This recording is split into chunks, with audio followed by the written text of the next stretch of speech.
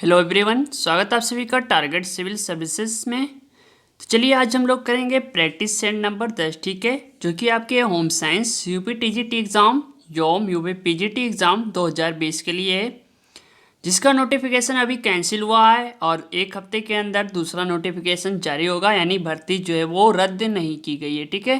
तो ये मान के चलिए भर्ती रद्द नहीं है, सिर्फ नोटिफिकेशन चेंज किया जाएगा। तो आइए देखते हैं आज का प्रैक्टिस सेट नंबर 10। बने रहिए आप हमारे वीडियो के साथ और हमारे यूट्यूब चैनल के साथ। सो वीडियो को स्टार्ट करते हैं, देखते हैं पहला क्वेश्चन। फर्स्ट क्वेश्चन है, निम्न में से कौन सा आवश्यक अमीनो एसिड है। देखिए यहाँ पे डायरेक्ट बात हो रही है भैया अमीनो एसिड के बारे में। साथ में आप कमेंट बॉक्स में हमें कमेंट करके ये जरूर बताना कि वीडियो कैसी लगी और कितने क्वेश्चन आपके सॉल्व हुए, कितने आ रहे थे। ये क्वेश्चन पूछा गया था यूपी असिस्टेंट प्रोफेसर 2019 का क्वेश्चन है।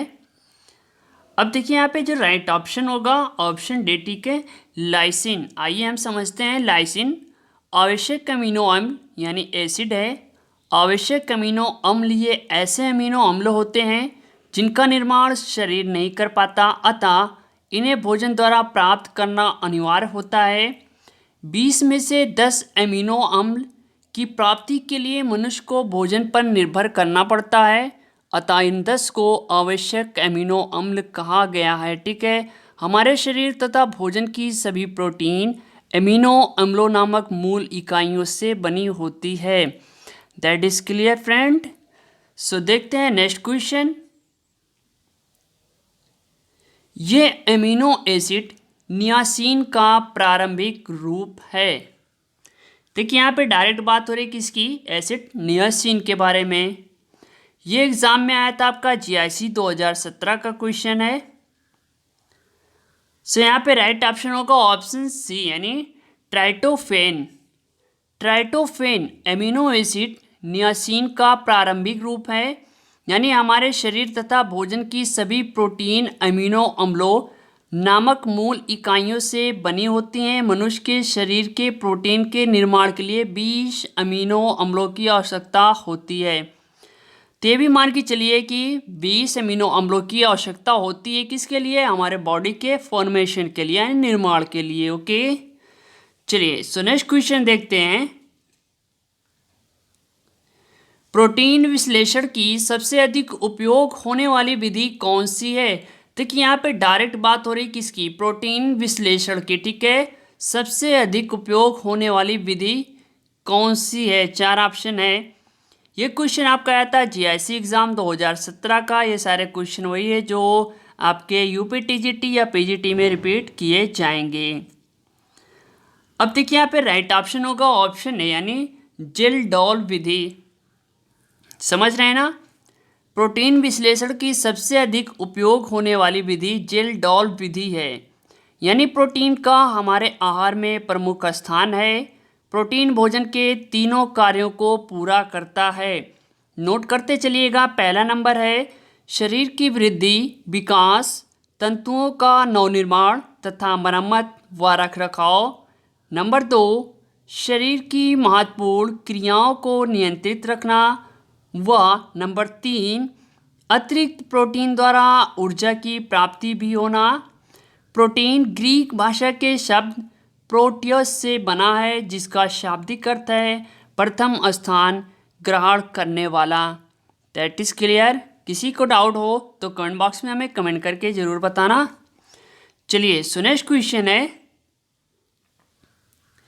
निम्न में से कौन सा अपूर्ण प्रोटीन है, ठीक है। देखिए यहाँ पे डायरेक्ट बात हो रही है प्रोटीन की और यहाँ पे क्वेश्चन पूछा जा रहा है अपूर्ण प्रोटीन है, ठीक है। ये भी क्वेश्चन आपका आया था जीआईसी एग्ज़ाम 2017 में। तो अब यहाँ पे राइट ऑप्शन होगा ऑप्शन बी यानी जिलेटिन। जिलेटिन अपूर्ण प्रोटीन है, यानी प्रोटीन एक ऐसा कार्बनिक यौगिक है जिसका निर्माण 20 प्रकार के अमीनो अम्लों से होता है तथा प्रोटीन में मुख्यतः कार्बन, ऑक्सीजन, हाइड्रोजन तथा नाइट्रोजन होते हैं।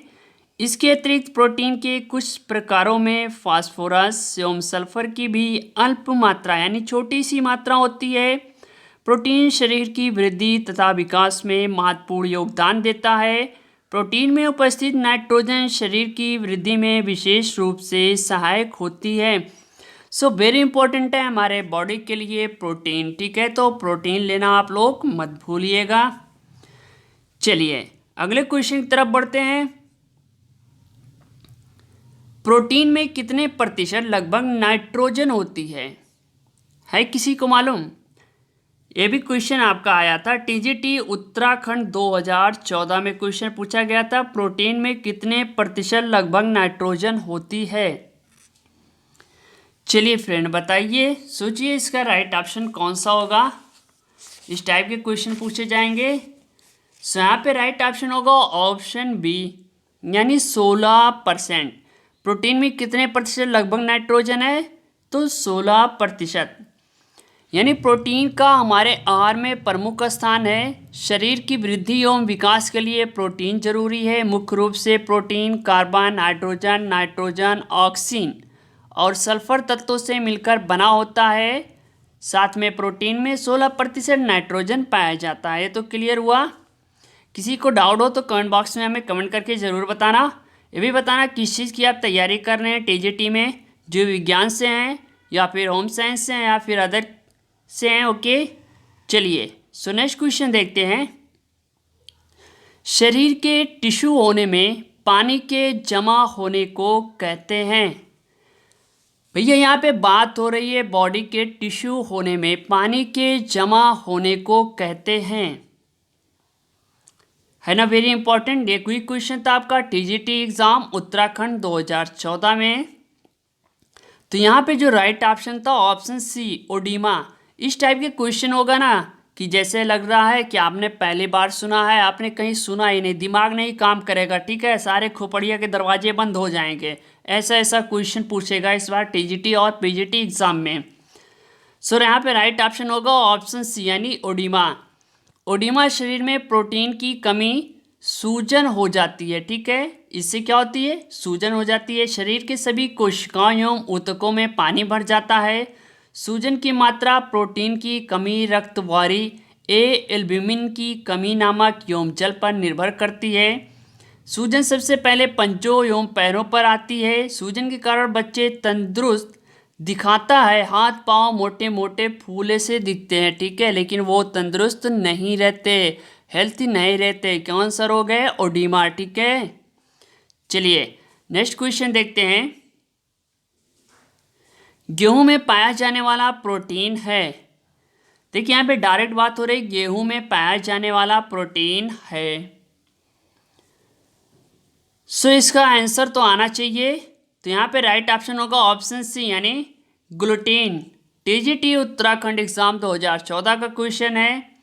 गेहूं में दो तरह के प्रोटीन होते हैं, नंबर 1 ग्लूकोटेलिन, नंबर 2 ग्लाइडिन, ठीक है। तो ग्लूकोटेलिन तथा ग्लाइडिन इन दोनों ही प्रोटीन को सम्मिलित रूप से ग्लूटीन कहते हैं।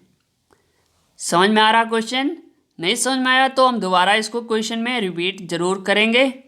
चलिए बढ़ते हैं नेक्स्ट क्वेश्चन की तरफ। वृद्धि अवरोध एवं ग्लूकोज वसा तथा प्रोटीन के चयापचय में बाधा उत्पन्न होती है। मतलब यहाँ पे डायरेक्ट 3 चीज़ की बात हो रही है, वृद्धि अवरोध, ग्लूकोज वसा तथा प्रोटीन, ठीक है। चयापचय यानी समझ रहे हैं आप, बाधा उत्पन्न होती, किससे उत्पन्न होती है ना। तो क्वेश्चन तो यही पूछ रहा है ना, आखिर किससे उत्पन्न होती है। यह आपका Madhya Pradesh PhD entrance exam 2015 में पूछा गया था। अब यहाँ पे राइट ऑप्शन होगा ऑप्शन ए, यानी क्रोमियम। समझ रहे हैं, वेरी इंपॉर्टेंट क्वेश्चन है। क्रोमियम अत्यंत सूक्ष्म मात्रा में पशुओं एवं मानव के ऊतकों में पाया जाता है। अभी हाल के हुए शोधों से ज्ञात हुआ है कि क्रोमियम इंसुलिन हार्मोन का होता है। क्रोमियम कार्बोज यानी कार्बोहाइड्रेट, वसा एवं प्रोटीन के उपापचय में महत्वपूर्ण भूमिका निभाता है। ये प्रत्येक कोशिकाओं तथा ग्लूकोज पहुंचाने का काम करता है। क्रोमियम की कमी से वृद्धि में अवरोध एवं ग्लूकोज, वसा तथा प्रोटीन के चयापचय में बाधा उत्पन्न होती है। That is clear. सभी को समझ में आ गया। चलिए नेक्स्ट क्वेश्चन देखते हैं। प्रोटीन की कमी से बच्चों में ये रोग दिखाई देता है। देखिए प्रोटीन की कमी से बच्चों में ये रोग दिखाई देता है।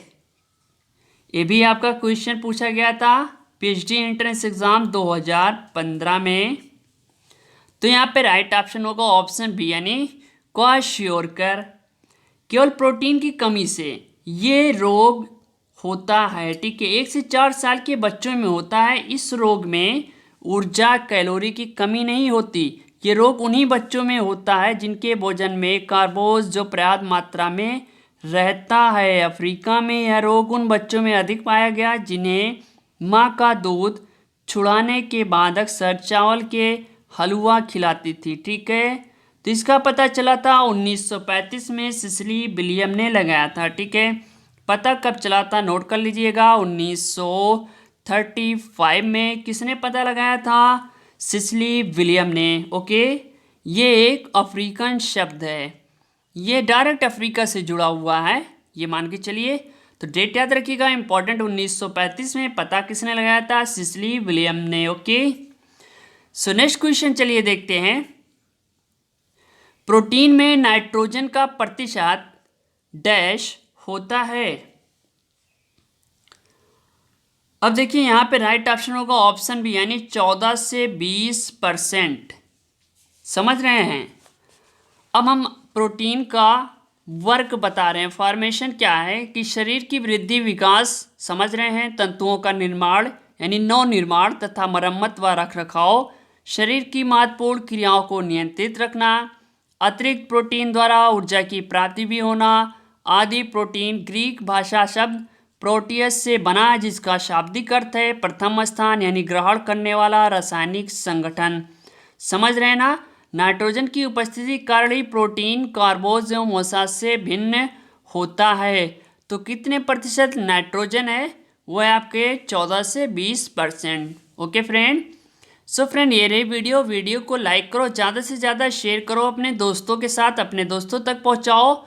और ये मान के चलिए नोटिफिकेशन जल्द ही आने वाला है यानी अपना टाइम आएगा। मिलते हैं नेक्स्ट वीडियो के साथ। Okay thanks, best of luck, thank you.